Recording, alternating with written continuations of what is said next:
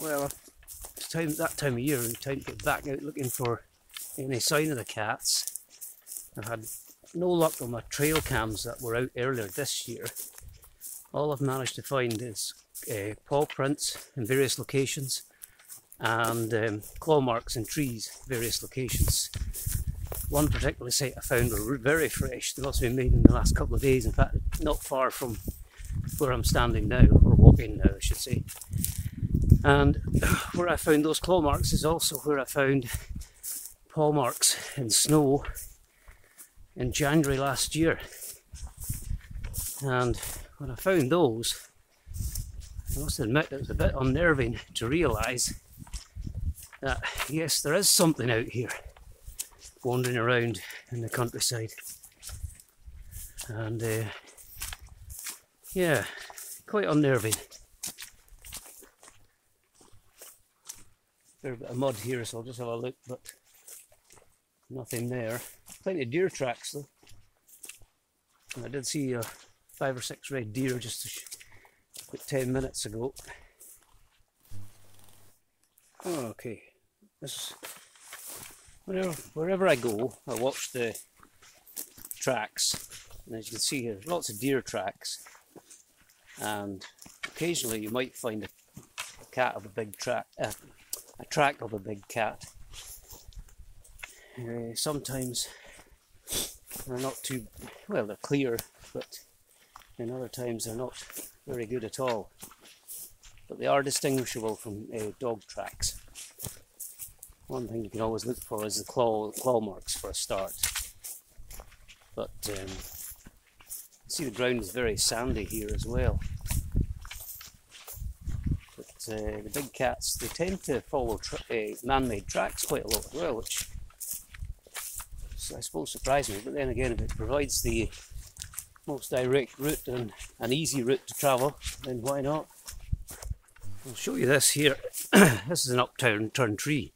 But if you approach it, it looks for all the world like a baby elephant. I'll stand still for a moment and you can see. Quite incredible. You see the wee trunk, front legs and that, and what would be the ears. Pretty cool.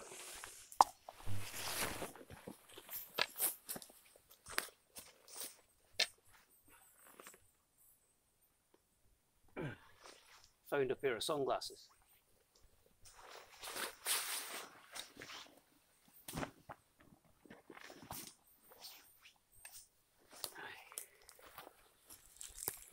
Yeah.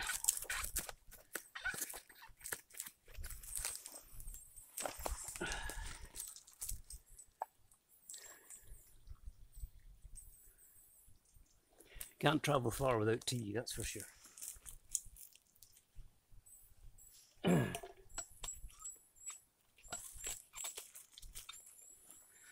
And I found that I can only do so many miles per litre of tea, so my range is quite restricted. I'll have to look into doing something about that. Here's a little lesson on how to be more careful. I ended up sinking right into the mud just over there by that stick, that large stick sticking out of the ground. And I lost my boot and I ended up with that. Mind you, it's not cold, so it's not so bad, but the worst thing was I dropped my tea. Right, I'll set up one of my cameras here so you can see how I camouflage them.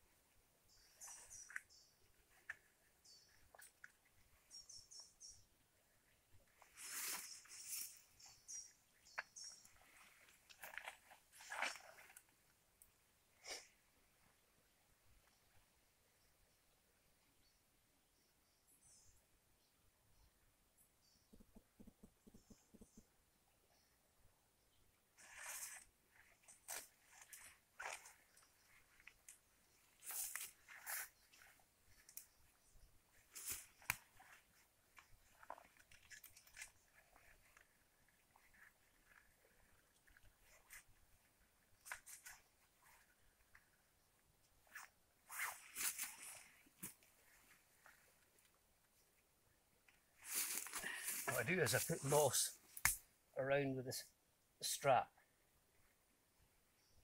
just so that doesn't get seen. There's plenty of moss about, so it's easy to do.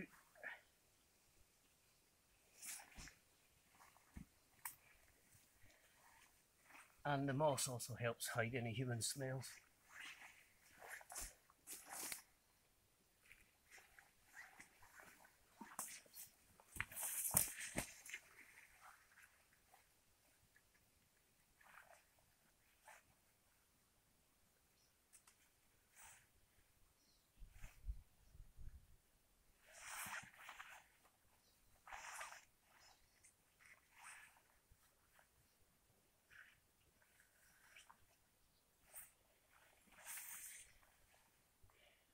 Right. I'm not actually going to switch it on right now because I want to position the other one first.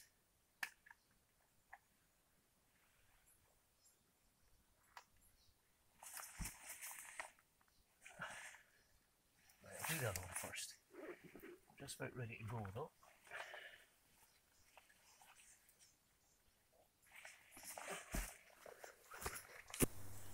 That's the first camera set up. Plenty of moss around it, so won't get noticed, and probably the animals won't smell me off it either, so that's good. The one bad thing about trail cameras is when you put them up, you put moss around them, you walk away a few feet, you can't find them again. But I'm pretty sure that's just there, and just over, oh god, ah yeah. That's sort of right on the end of that stick. That right mossy tree there, I think that's where the other one is. So, next thing I'll do is I'll just take a photograph of each tree where each camera is and the surrounding area, so then I know exactly where to come back to. Right, that's our trail cams up. So now, I'll just take a wander over this way a looky before I head back. And I'll probably come out here in 4 or 5 weeks' time. But I hope to have another 2 trail cams before then that I'll put out in another location. About 2 miles from here. Again, where I found tracks. And there have been 1 or 2 sightings in the past. So maybe this coming autumn and winter we might get lucky. Let's see. Just remembered I better go back to the area. I'm going to put in, I've got a old sock full of catnip. I'm going to put it in a tree somewhere in the hope that the smell of it will waft around. I read that it should spread around about a mile and a half around where you leave it, depending on the wind of course.